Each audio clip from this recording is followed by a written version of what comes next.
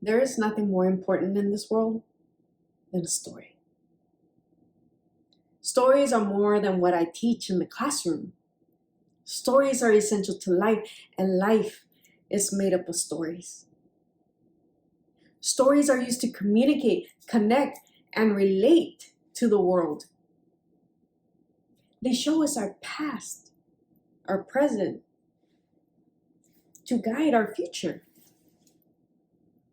From the moment we open our eyes in the morning to the moment they close at night, it is everything in between that encompasses the plot structure of our life.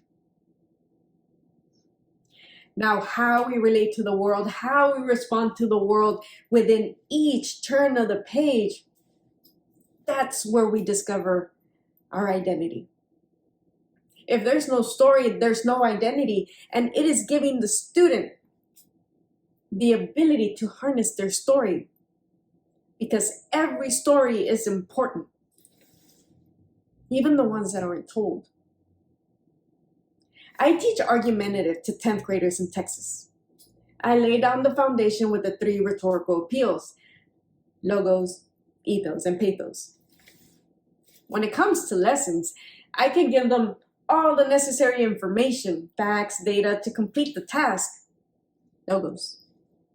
And I, as their teacher, ethos, should be enough credibility in providing that. But it's a story that establishes pathos, which allows them to make meaning of the concept because they feel it. It truly gets them to understand what the mysterious words on the page mean. As human beings, stories play an important role in communication. We need to communicate our basic needs and wants, and we utilize stories to connect.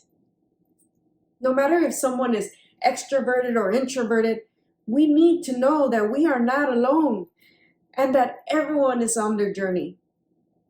Everyone's interconnected in the bigger story of it all, because it is all made up of little stories sitting in my classroom. As high schoolers, they all embark on their coming of age story. This is figuring out who they are, what they want to do for their future, what are they gonna wear tomorrow, and oh my God, do you think he's gonna call me? We as teachers need to discover and harness their identity in a story beyond the ones that are assigned, so that they come into their own, and for them to realize they are more than how they respond on standardized tests. It's that unilateral thinking that prevents the student from developing and establishing their autonomy. It's finding what we need to say to be understood. In the same way, we analyze an author by asking, what does the author mean in paragraph 3? I help them write their stories, and in turn helping them see themselves as a person of color, LGBTQ plus teacher, so they too can tell their story with all honesty. And when the students realize their identity in a story, it makes them authentic. The more self-aware they are, the better they can advocate for themselves and each other. Lastly, they take action. By taking accountability on their thoughts, words, and behavior that develop into experiences. Now, nothing captivates a person more in this world than hearing "Once upon a time."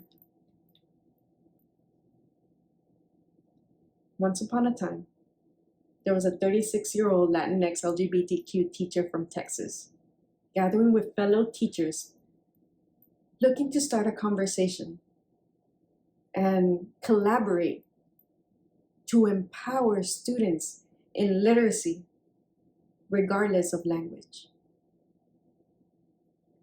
Chapter 1. Thank you.